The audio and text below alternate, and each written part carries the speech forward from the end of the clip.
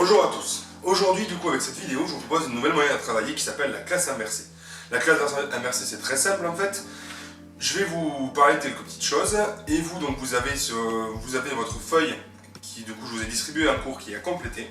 Cette feuille qui est à compléter, en fait, vous allez voir, on va pendant la vidéo, en fait, revenir sur beaucoup de ces points. L'idée, c'est très simple. Du coup, on va commencer par parler aujourd'hui du coup de classification et de diversification des êtres vivants, la façon dont ça marche, l'évolution de ces êtres vivants. Et du coup, le chapitre 1, la première chose qu'on va attaquer, c'est la classification de ces êtres vivants. La première chose à savoir, c'est qu'on classe actuellement les êtres vivants en 3 règnes différents. Ces 3 règnes, c'est très simple, c'est les 3 grands groupes qui composent les êtres vivants. On a les eucaryotes, donc les eucaryotes, on a un exemple ici. En fait, ils possèdent un noyau dans leurs cellules. C'est ça la chose importante à savoir. Il y a les prokaryotes qui sont juste là. Les prokaryotes, donc en fait, ils ne possèdent pas de noyau. Ça inclut les bactéries, ça inclut aussi d'autres petites choses qu'on verra en cours.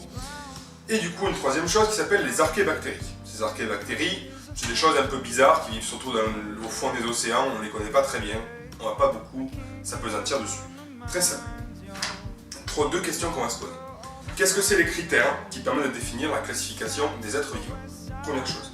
Et comment on peut construire une classification, notamment la classification qu'on connaît actuellement. Première chose dont on va se parler, c'est que la classification elle est basée sur ce qu'on appelle des caractères. Des caractères, on en a déjà beaucoup parlé. On avait vu qu'il y avait des caractères qui définissaient les espèces. En fait, chaque espèce a des caractères qui lui sont propres. On avait parlé de l'être humain avec ses 2 oreilles, ses deux yeux, sa bouche, et ainsi de suite. Et par exemple, on avait parlé aussi de l'histoire du chat, qui avait des yeux de forme particulière, des moustaches, des oreilles en pointe, ainsi de suite. L'idée, c'est que les espèces, elles sont définies par des caractères qui leur sont propres, et ces caractères, ils permettent de les classer dans des groupes emboîtés. Ça, c'est des rappels de 6e. Donc l'idée, c'est que vous avez en dessous un petit exercice. On va essayer de positionner, avec la vidéo et du coup, sur votre feuille, 4 organismes. Des bactéries, le platane, qui est un arbre, je le mets juste là, le canard, une souris et l'ours. L'idée c'est très simple. Vous avez 4 boîtes.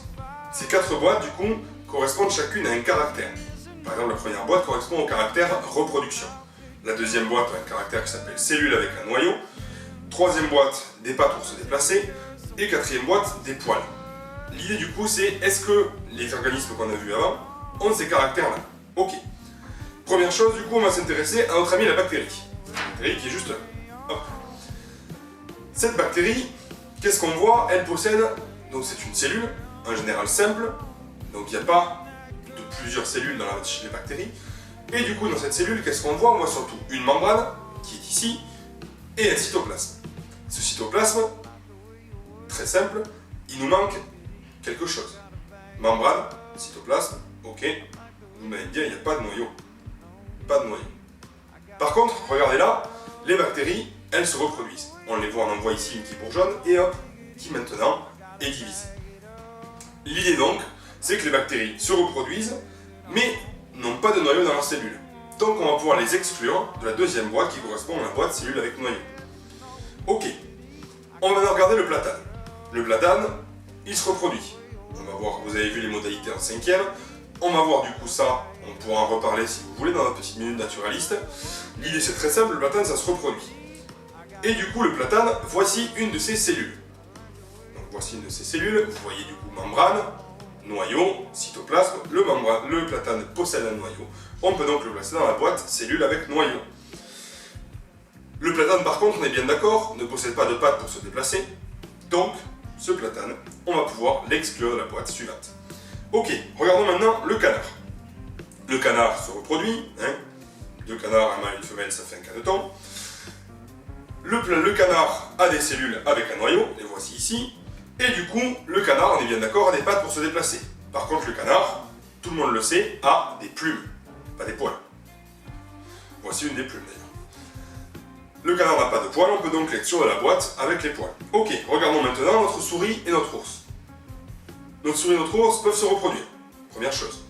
Deuxième chose, leurs cellules, qui sont juste ici, sont des cellules avec un noyau. Très simple.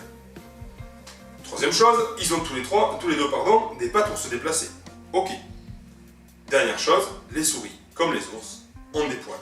On peut donc les classer dans la boîte avec des poils qui est inclus dans la boîte avec des pattes pour se déplacer, qui est inclus dans la boîte des cellules avec noyau, qui est inclus dans la boîte de la reproduction. L'idée donc c'est quoi? C'est qu'on peut classer les organismes dans des boîtes, première chose. Après du coup on va complexifier ça, c'est les rappels de 6e. Donc si on regarde notre bilan qui est en dessous, chacune des boîtes, elle est définie du coup par quelque chose qu'on appelle un caractère. Là par exemple l'exemple de la reproduction, de la cellule avec noyau, l'exemple des pattes pour se déplacer, des poils. Et donc on peut, en se basant sur ces caractères, grouper des organismes. Les organismes qui sont présents dans une boîte sont plus proches les uns des autres que du coup ceux qui sont à l'extérieur. Exemple, la souris et l'ours sont plus proches les uns des autres que du canard ou du platane, par exemple. Pourquoi? Parce qu'en fait, ils ont plus de caractères en commun. Par exemple, la souris et l'ours ont en commun d'avoir des poils, des pattes pour se déplacer, des cellules avec noyau et une reproduction, donc 4 caractères, alors que le canard, qui est juste à côté, a la reproduction, cellules avec noyau et des pattes pour se déplacer, donc 3 caractères en commun. Donc on peut plutôt grouper les souris et les ours avec le canard. L'idée maintenant c'est qu'en cours, donc ça c'est quelque chose que vous aviez à faire sur votre feuille, donc regardez la vidéo une deuxième fois si vous avez besoin. En cours, on va regarder une autre méthode pour classer les êtres vivants. Ça va toujours être basé sur les caractères parce qu'on va voir que les classifications, comme c'est marqué dans le titre, sont basées sur les caractères. L'idée du coup, c'est qu'on va classer les êtres vivants sous forme d'arbres.